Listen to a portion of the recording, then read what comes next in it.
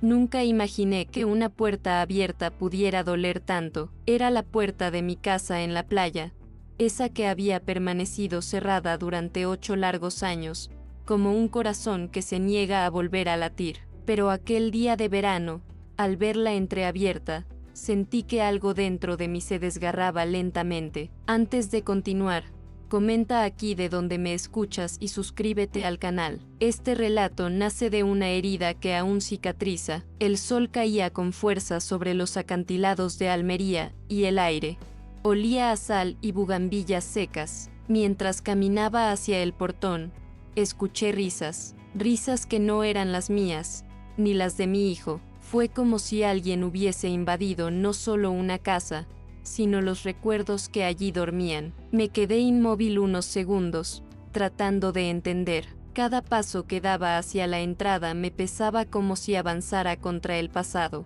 Pensé que tal vez me había equivocado, que quizás aquella voz infantil provenía de una casa vecina, pero entonces sexta la ropa tendida al sol, sábanas coloridas, camisetas pequeñas, un aroma a jabón barato que no era el mío, y sentí una punzada en el pecho, mezcla de miedo y rabia, de incredulidad y desconsuelo. Cuando crucé el umbral, la escena fue tan absurda que apenas podía respirar. Ni el tiempo ni la soledad me habían preparado para eso. En mi salón, donde antes descansaban los libros de mi marido, ahora había juguetes esparcidos, una radio encendida, platos sobre la mesa, y allí, en medio de todo, Natalia, la esposa de mi hijo, me miraba con una sonrisa incómoda, fingiendo sorpresa, como si mi presencia fuera la intrusa y no la suya. Fue entonces cuando supe que mi vida, la vida tranquila que creía segura, estaba a punto de quebrarse. Clara, no te enfades, me dijo.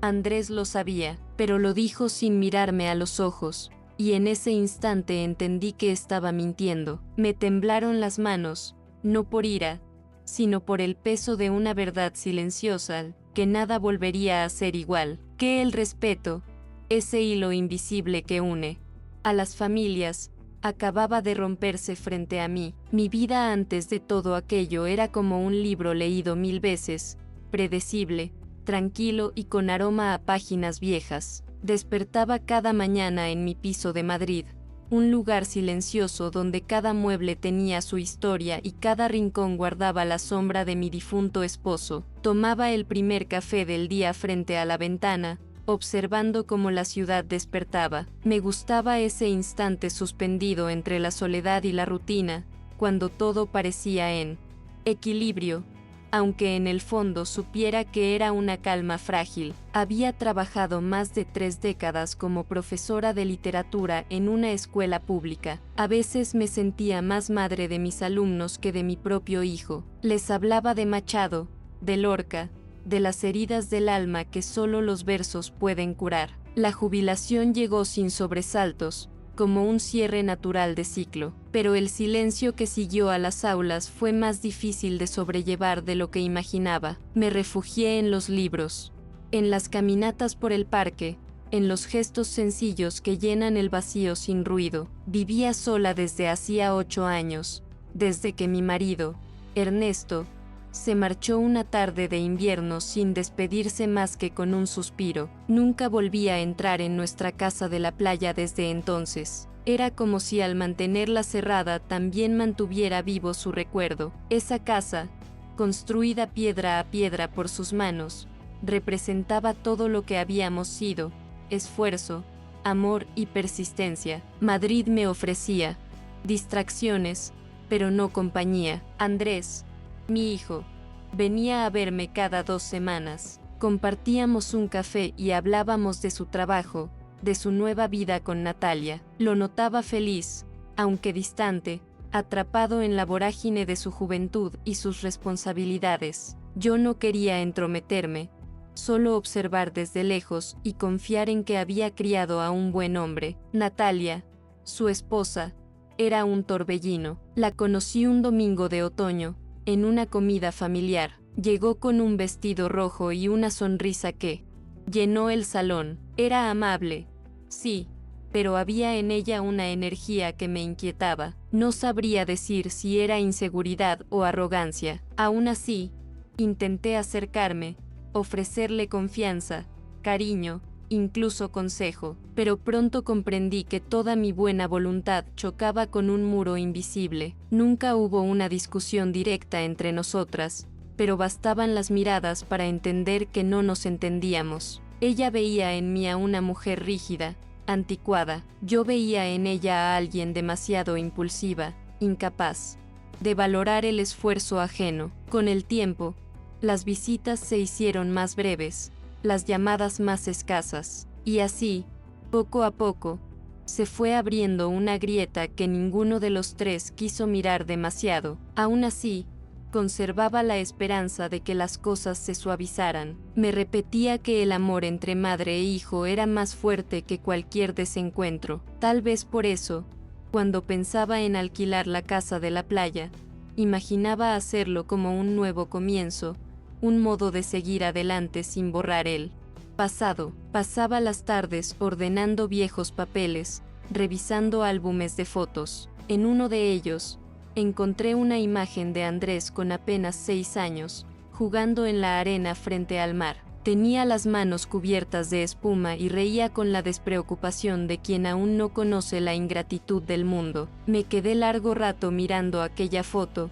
recordando el olor del mar mezclado con su risa. Había en esa nostalgia una dulzura que me dolía, porque entendía que los años nos habían cambiado a todos. Yo ya no era la mujer que esperaba noticias junto al teléfono. Ahora vivía cada día sin esperar demasiado, y sin embargo, seguía sintiendo la necesidad de cuidar, de proteger, de mantener en pie lo poco que quedaba de lo que alguna vez fue nuestra familia. El barrio donde vivía era tranquilo, casi monótono. Los vecinos se saludaban con cortesía, pero sin intimidad. Cada tarde, cuando el reloj marcaba las 6, salía a caminar hasta el Parque del Retiro. Me gustaba sentarme en el banco frente al estanque, observar a la gente pasar, imaginar sus vidas. A veces llevaba un libro, pero más que leer, pensaba en la vida que había tenido y en la que me quedaba. Había aprendido a convivir con la soledad,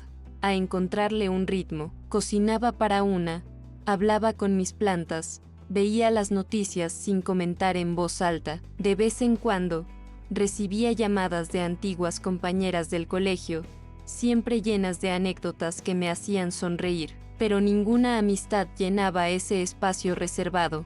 Para la familia, mi vida giraba en torno a pequeñas rutinas: preparar el desayuno, leer el periódico, dar clases particulares de literatura a 2 adolescentes. Ese contacto con ellos me mantenía viva. A veces, cuando alguno me recitaba un poema de memoria, sentía que el tiempo no había pasado. Por las noches, solía escribir en un cuaderno azul. No eran diarios, sino pensamientos sueltos, recuerdos, reflexiones, fragmentos de historias que nunca terminaba. En ese silencio escrito encontraba una paz que no hallaba en las conversaciones. Era mi modo de hablar con Ernesto, con la Clara que había sido, con el tiempo que se escapaba sin ruido. Mis vecinos a menudo me decían que debía aprovechar más mi jubilación, viajar, salir, vivir la vida, pero para mí, vivir era conservar la serenidad. No necesitaba aventuras, solo estabilidad. No sabía que el destino me estaba preparando la mayor sacudida justo cuando creía tener todo en calma. A principios de aquel verano, una noticia en el periódico captó mi atención. Hablaba del auge del alquiler vacacional en la costa andaluza. Pensé entonces en la casa de Almería, en lo mucho que costaba mantenerla cerrada. Hice cuentas, revisé papeles, imaginé pintarla, abrir las ventanas y dejar entrar de nuevo la brisa del mar. Esa idea comenzó a crecer dentro de mí como una semilla. Quería devolverle vida a ese lugar, no venderlo, sino compartirlo con otros. Me entusiasmaba la idea de hacerlo por mi cuenta, de demostrarme que aún era capaz de emprender algo nuevo. Le conté a Andrés mis planes una tarde por teléfono. Me escuchó distraído, murmurando un ya hablaremos. Mamá, no insistí, supuse que su silencio era simple cansancio, pero en el fondo,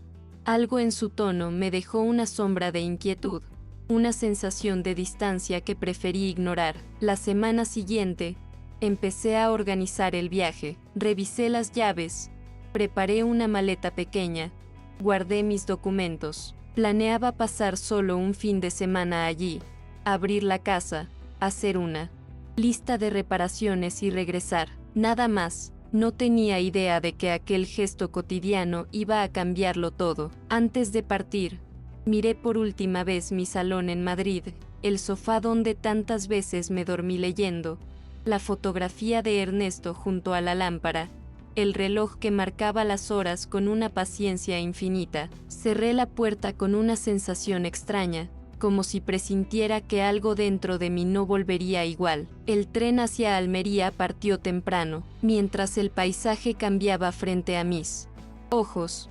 Pensé en el mar, en el olor del salitre, en los veranos pasados. Sonreí al recordar a Andrés corriendo por la orilla, con Ernesto siguiéndolo de lejos. No sabía que al final de ese viaje, la nostalgia y el desengaño se encontrarían frente a frente, sin posibilidad de reconciliación. Y así, mientras el tren se deslizaba por los campos dorados de Andalucía, yo creía estar yendo hacia el pasado, pero lo que me esperaba en aquella casa era el comienzo de un futuro que jamás habría imaginado. El suceso que lo cambió todo comenzó una mañana de julio, luminosa y cálida, de esas que huelen a verano recién estrenado. Había decidido viajar a Almería sin avisar a nadie, impulsada por una mezcla de nostalgia y responsabilidad. Quería ver el estado de la casa, revisar los tejados, abrir las ventanas para que respiraran las paredes. No imaginaba que ese simple gesto, tan rutinario, me arrastraría a un torbellino de emociones que aún hoy me cuesta nombrar. Recuerdo perfectamente el instante en que vi el portón abierto. El sonido del mar, tan familiar, se mezclaba con algo discordante, risas, voces, una música lejana. Me acerqué con el corazón latiéndome en las sienes, convencida de que alguien se había equivocado de casa, pero no, era la mía, y allí, en el patio donde solía leer con mi esposo, había toallas colgadas, juguetes de plástico, un perro pequeño correteando entre las macetas. Todo hablaba de vida, pero de una vida ajena. La primera reacción fue de incredulidad. Pensé que, quizá Andrés, mi hijo, había decidido pasar unos días con Natalia, pero al abrir la puerta, fue como si el aire se congelara. No estaban solo ellos, había más gente, demasiada. Una mujer mayor, que luego supe era la madre de Natalia, me miró con desconcierto desde la cocina. En el sofá, una joven con el pelo recogido daba de comer a un niño, y Natalia, en el centro del salón, con ropa cómoda y el gesto altivo, sostenía una taza de café. Mi presencia pareció incomodarla, pero no la sorprendió, tanto como debería. ¿Qué haces aquí, Clara?, me preguntó, como si yo fuera la que invadía su espacio. Esa pregunta, tan absurda, me atravesó como un cuchillo. Sentí un temblor recorrerme el cuerpo. Respondí con voz firme, aunque por dentro temblaba: esta es mi casa. Pero Natalia solo sonrió, esa sonrisa que esconde desprecio y miedo al mismo tiempo. Dijo que Andrés le había cedido temporalmente el lugar, que no pensaban quedarse mucho, que era por los niños, por el calor de la ciudad. No, recuerdo haber dicho mucho más. Mis palabras se enredaban con el ruido de la radio, los platos, los pasos ajenos sobre mi suelo. Todo lo que había sido mío se sentía invadido. Mis libros habían desaparecido de las estanterías. Los retratos de mi marido estaban guardados en un cajón, y en su lugar, fotos de Natalia y su familia decoraban la pared. La rabia me subió a la garganta, amarga y pesada. Intenté mantener la calma, pero el temblor de mis manos me delataba. Pregunté por Andrés, con la esperanza de que apareciera, de que todo aquello tuviera una explicación sensata, pero él no estaba. Está trabajando, me dijo ella con desdén, como si mi hijo ya no tuviera derecho a decidir nada por sí mismo, y en ese instante supe que estaba sola frente a algo mucho más grande que una simple discusión familiar. Salí al jardín buscando aire, intentando ordenar mis pensamientos. El mar brillaba al fondo, sereno e indiferente, como si no importara la tormenta que se desataba dentro de mí. Me aferré a la barandilla y sentí las lágrimas quemarme los ojos. Esa casa había sido mi refugio, mi testimonio de amor y esfuerzo, y ahora, verla convertida en un escenario ajeno, lleno de voces desconocidas, era como asistir a mi propio destierro. Regresé adentro con una calma que no sentía. Natalia seguía allí, desafiante, moviéndose con la seguridad de quien se sabe protegida. Me habló de su familia, de las dificultades económicas, de lo mucho que agradecían mi comprensión. Cada palabra suya era una provocación disfrazada de gratitud.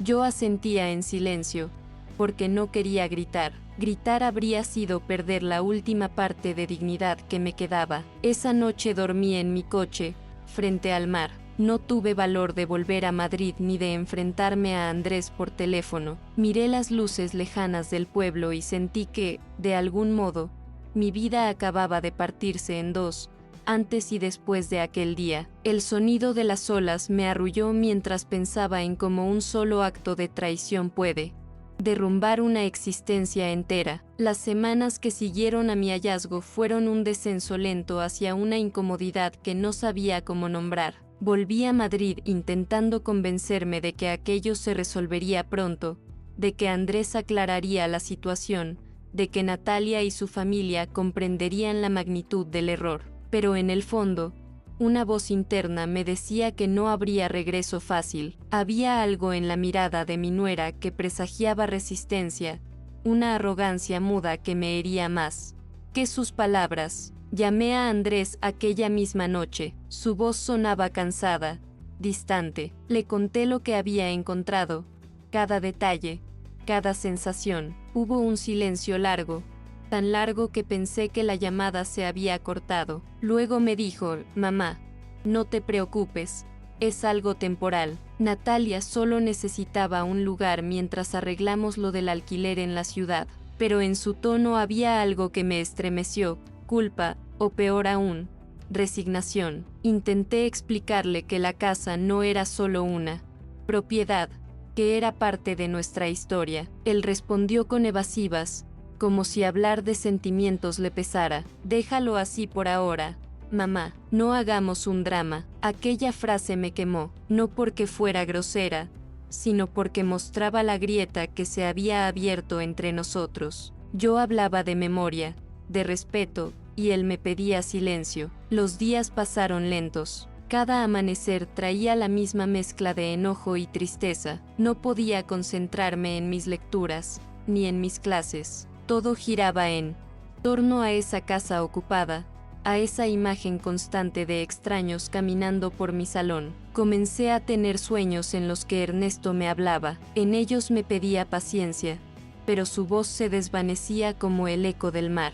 Una tarde, decidí regresar a Almería. No podía quedarme esperando. Cuando llegué, el pueblo ya hablaba. En los pequeños lugares costeros, los rumores viajan más rápido que el viento. Me crucé con vecinos que me miraban con curiosidad, algunos con burla disfrazada de compasión. Dicen, ¿que su nuera vive en su casa?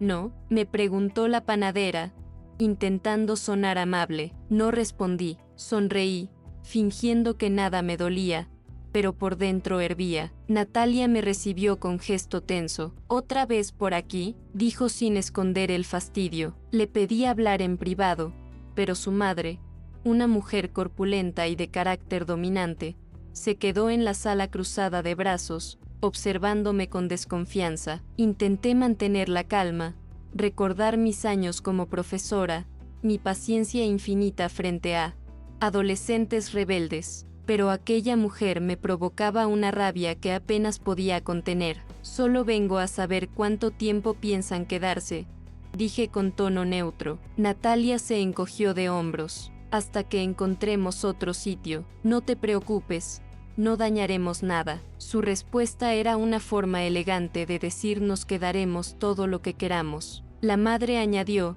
una casa vacía se enfría. Señora, le hacemos un favor manteniéndola viva. Esa frase fue el golpe final. Sentí el orgullo comprimirse en mi pecho. Me marché sin decir nada más. Al cerrar el portón, el sonido metálico me pareció un lamento. Caminé hasta la playa y me senté frente al mar. El viento traía olor a algas y sal, el mismo que tantas veces me había consolado, pero ahora no había consuelo posible, solo la certeza de que había perdido el control de mi propia vida. Esa noche, mientras el sol caía, vi a los niños de Natalia correr por la orilla. No eran mis nietos, pero algo en su inocencia me enterneció. No tenían culpa de nada, pensé, y sin embargo, eran la excusa perfecta que Natalia usaba para justificar lo injustificable. A los pocos días, Andrés apareció. Llegó con semblante nervioso,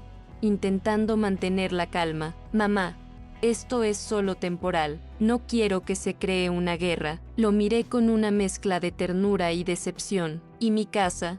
Andrés, ¿mi casa también es temporal? Bajó la mirada. Tú tienes tu piso en Madrid.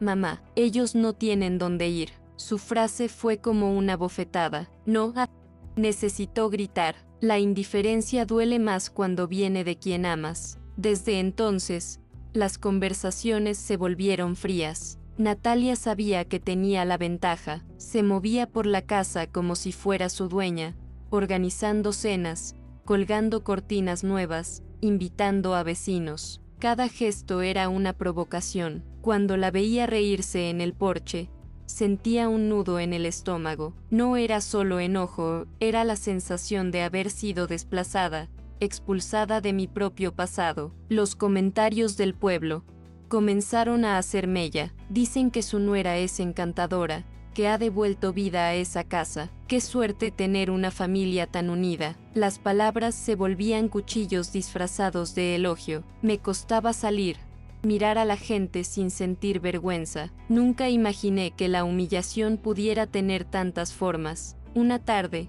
mientras caminaba por el mercado, escuché a dos mujeres hablar. La vieja Esteves está perdiendo la cabeza. ¿Cómo va a echar a su propia familia? Quise girarme, enfrentarlas, pero no lo hice. Aprendí que el silencio, a veces, es el único refugio que nos queda cuando el mundo nos juzga sin entender. Intenté razonar con Natalia una vez más, pero fue inútil. La casa también es parte de la familia, me dijo con tono desafiante, y nadie va a dejar a unos niños sin techo. Esa frase, dicha con falsa nobleza, me dejó sin palabras. Supe que la batalla no sería solo por ladrillos y paredes, sino por el respeto que me estaban arrebatando. Esa noche no pude dormir. Escuchaba el mar golpear contra los acantilados y pensaba en Ernesto. Si estuviera vivo, ¿habría permitido esto? Me imaginé su voz grave diciéndome que no me dejara pisar. Pero la soledad es un enemigo silencioso, te convence de que ceder es más fácil que luchar. Aún así, dentro de mí algo empezaba a cambiar. La indignación, que al principio era solo dolor, comenzó a tomar forma de decisión. Ya no se trataba de orgullo, sino de dignidad. Me prometí que no dejaría que mi historia terminara como una anécdota de pueblo, contada entre risas ajenas. Pasaron los días y empecé a observar cada gesto, cada palabra, cada mentira disfrazada de cortesía. Natalia creía tener el control, pero yo había aprendido a esperar. La paciencia, esa virtud que tantos años me enseñó la docencia, ahora sería mi arma, porque a veces, el silencio no es sumisión, es el eco de una tormenta que se prepara. Aquella mañana de agosto amaneció extrañamente quieta. El cielo, tan despejado que dolía mirarlo,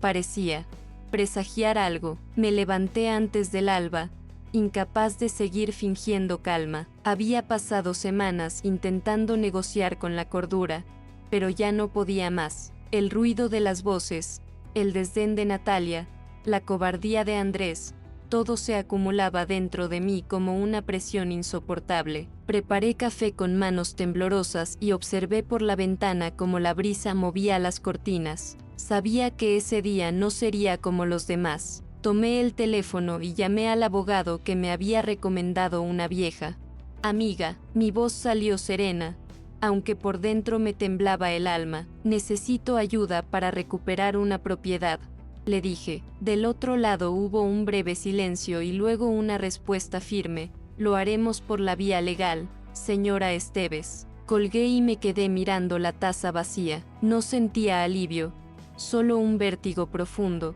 como si al dar ese paso estuviera firmando el fin de algo que aún no sabía cómo despedir. 2 días después, regresé a la casa acompañada por un oficial. Caminé hasta la puerta con la cabeza erguida, intentando ocultar el temblor en mis rodillas. Natalia me vio llegar desde el porche. Su rostro cambió de color, pero no de actitud. ¿Qué significa esto?, gritó al ver al hombre uniformado detrás de mí. Significa que ha llegado el momento de devolver lo que no es suyo, respondí sin levantar la voz. A mi alrededor, el aire parecía vibrar. Los niños, ajenos a todo, jugaban en el jardín, corrían entre las flores, riendo, lanzando agua con una manguera. Uno de ellos me miró y sonrió, una sonrisa pura, sin culpa. Aquella imagen me desarmó. Sentí que el corazón se me encogía. ¿De verdad podía echarlos? ¿Podía convertir ese gesto de justicia en una escena de desamparo? El oficial esperaba mi orden. Natalia,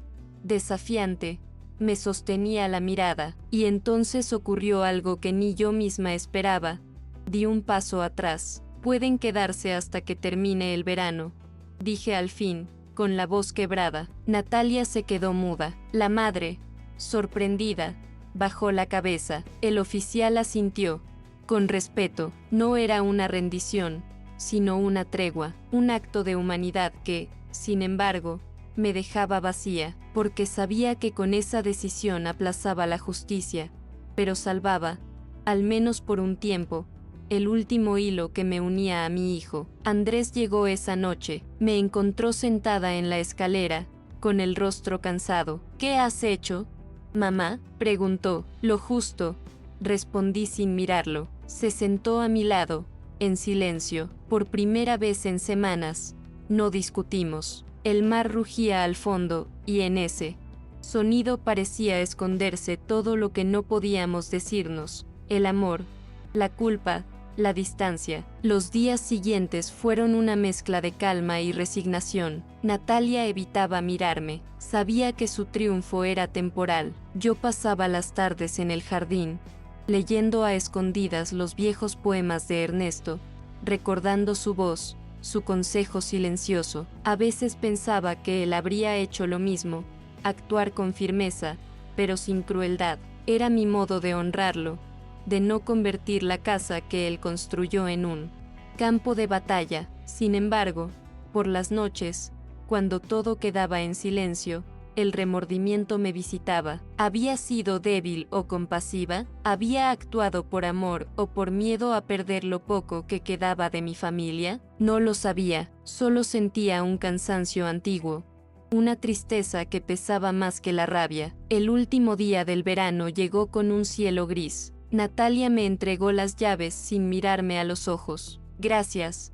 murmuró, y esa palabra, que debería haber sonado humilde, sonó vacía. Los niños me abrazaron antes de irse. Uno de ellos me dijo: adiós, abuela. No era mi nieto, pero su voz me quebró. Cuando el coche se alejó por el camino, sentí que algo dentro de mí también partía para siempre. Me quedé sola frente a la casa, con las llaves en la mano y el viento moviéndome el cabello. No sentí victoria, ni alivio, ni tristeza, solo un silencio profundo, el tipo de silencio que sigue a las tormentas cuando todo ha sido dicho. Y en ese instante, mirando el mar, comprendí que había sobrevivido a algo más que una injusticia. Había sobrevivido a mi propio miedo. Después de aquel verano, La casa quedó vacía. Las paredes resonaban con ecos de risas que ya no existían, y el jardín parecía un recuerdo detenido en el tiempo. Caminé por cada habitación lentamente, tocando las superficies, oliendo el aire que aún conservaba la memoria de quienes habían estado allí. Fue entonces cuando comprendí que la verdadera liberación no provenía de la propiedad recuperada, sino de mi capacidad de elegir. Decidí vender la casa. No fue una decisión impulsiva, sino el resultado de semanas de reflexión. Contacté a un comprador que apreciaba la historia del lugar y acordamos los términos sin prisa. Mientras firmaba los documentos finales, sentí un alivio profundo, como si me desprendiera de cadenas invisibles que me habían mantenido prisionera del pasado y de la necesidad de aprobación ajena. Con el dinero, compré un pequeño apartamento cerca del antiguo colegio donde enseñé. Era sencillo, acogedor, y por primera vez en años sentí que era completamente mío. Cada mueble, cada libro, cada planta en la ventana era elegido por mí, para mí. No había imposiciones, ni miradas críticas, ni conflictos silenciosos. Solo tranquilidad y la certeza de que había recuperado mi vida de una manera que respetaba mis límites. La relación con Andrés cambió lentamente. Dejamos atrás el resentimiento y la tensión acumulada. Hablábamos con sinceridad, sin miedo a las críticas o a las palabras no dichas.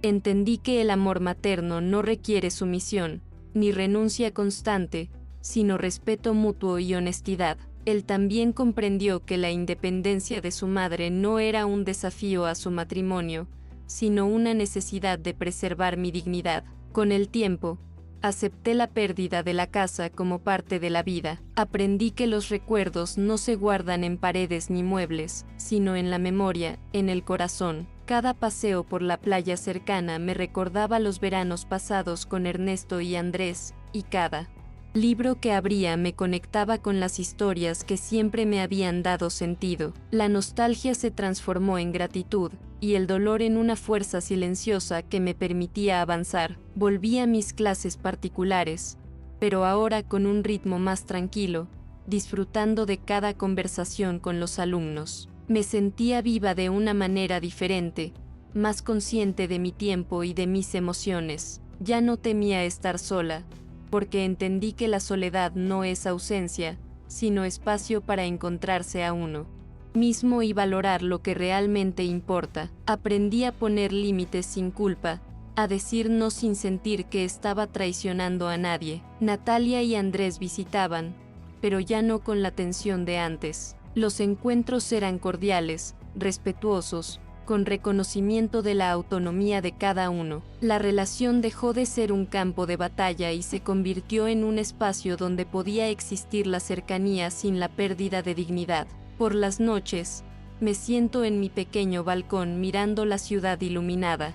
Pienso en aquel verano que parecía interminable, en la rabia, la tristeza y el miedo que sentí. Ahora entiendo que todo aquello fue necesario para enseñarme que la fuerza no siempre es levantar la voz o imponer reglas. A veces es sostenerse firme en el silencio, en la paciencia y en la claridad de lo que uno merece. Mis recuerdos de la casa en Almería ya no duelen. La recuerdo con cariño, como un capítulo cerrado que me enseñó sobre límites, amor y justicia. Cada vez que paso por la costa, miro los acantilados y siento una paz que antes me era imposible. Comprendí que, a veces, dejar ir es la forma más profunda de cuidarse y de cuidar a los demás, sin perder la esencia de lo que uno es. Hoy puedo decir, con serenidad, que mi vida ha cambiado para mejor. He aprendido a priorizar mi bienestar sin sentir culpa, a enfrentar el dolor con integridad y a aceptar que la felicidad no siempre depende de los demás. Cada paso que doy es un recordatorio de que la fuerza silenciosa, la paciencia y el respeto por uno mismo pueden transformar incluso las heridas más profundas en caminos de libertad. Historias como esta no pueden más quedarse en silencio.